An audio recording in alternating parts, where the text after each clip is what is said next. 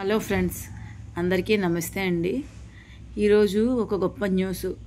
Mega DSC online పరీక్షల్లో తప్పిదాలు జరిగాయంటూ 15 మంది అభ్యర్థులు సోమవారం పాఠశాల విద్యాశాఖ డైరెక్టరేట్కి తరలి వచ్చారండి. తాను అన్ని ప్రశ్నలకు సమాధానాలు పెట్టినా కేవలం 10 ప్రశ్నలకు మాత్రమే పెట్టినట్టు రెస్పాన్స్ షీట్లో వచ్చిందని ఓ అభ్యర్థి చెప్పారు. అయితే తనకు 3 ప్రశ్నలకు జవాబులు రాకుండా చుక్కలు వచ్చాయని, ఒకదాని సమాధానం రాయనట్లు వచ్చిందని మరో అభ్యర్థి చెప్పారు. తనకు న్యాయం చేయాలని కొంతసేపు నిరసన తెలియజేశారు.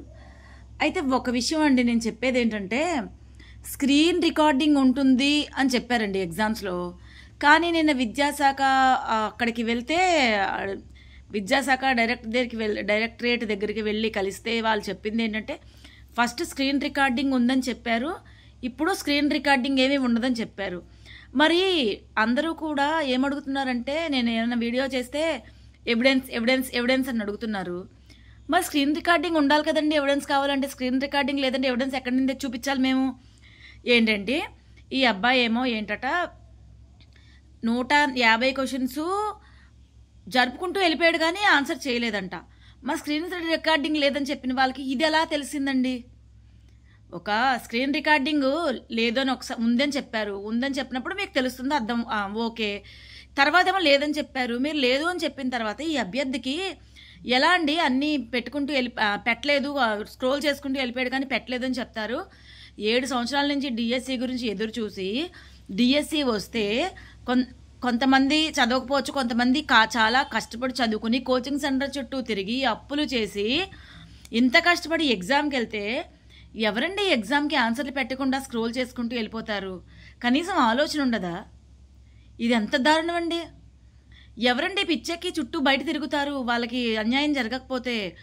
కొంతమంది ఏంటి, నువ్వు వైసీపీ అభ్యర్థివి, వైసీపీ ఇంటెన్షన్ నీ మీద ఉండాలని వీడియోలు చేస్తున్న నాకేం అవసరం?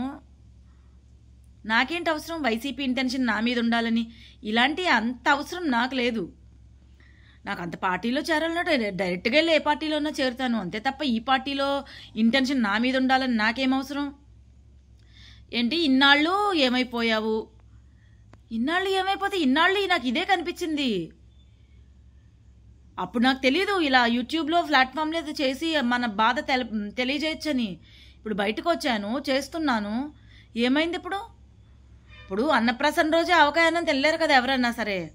అలాగే నేను కూడా కొంచెం కొంచెంగా ఇప్పుడు నాకు ఇది ప్రాబ్లం అర్థమైంది కాబట్టి చేస్తున్నాను. మీకేంటో ప్రాబ్లం నాకు అర్థం కావట్లేదు.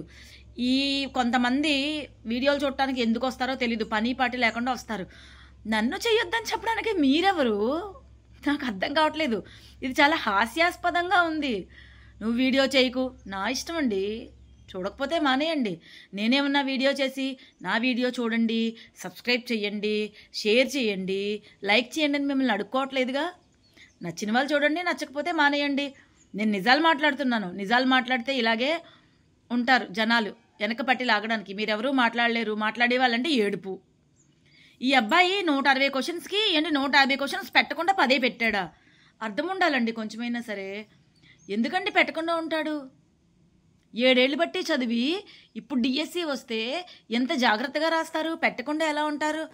చెప్పడానికైనా అర్థం ఉండాలండి. వినేవాళ్ళు ఉంటే చెప్పేవాళ్ళు ఏదన్నా చేస్తారన్నట్టు ఉంది ఇది. మరి విద్యాశాఖ డైరెక్టరేట్కి ఎందుకు వెళ్తారండి? డబ్బులు ఖర్చు పెట్టుకుని బయటికి రావాలని ఎవరికి ఉంటుందండి? అన్యాయం జరిగితేనే కదా ఎవరైనా ముందుకెళ్ళరు. దయచేసి అర్థం చేసుకుని అభ్యర్థుల బాధ అర్థం చేసుకోవాలని నేను కోరుకుంటున్నాను. ఈ డిఎస్సి రద్దన్నా చేసి ఒకే జిల్లాకు ఒకే పేపర్ అన్నా పెట్టండి, లేదంటే మొత్తం అందరికీ ఒకే సింగిల్ సెషన్ పెట్టండి. అప్పుడు ఈ ప్రాబ్లం రాదు కదా. అలా ఎందుకు చేయట్లేదు? అంటే అమ్ముకున్నట్టేగా, అంటే ఎక్కడో తప్పులు జరుగుతున్నట్టే కదా, పారదర్శకత లేదు అనే కదా అర్థం. నేను ఇలా అడిగితే చాలా ప్రాబ్లం వచ్చేస్తుంది. ఏంటో నన్ను భయపెట్టేయాలని ఫోన్లు, భయపెట్టేయాలని మెసేజ్లు.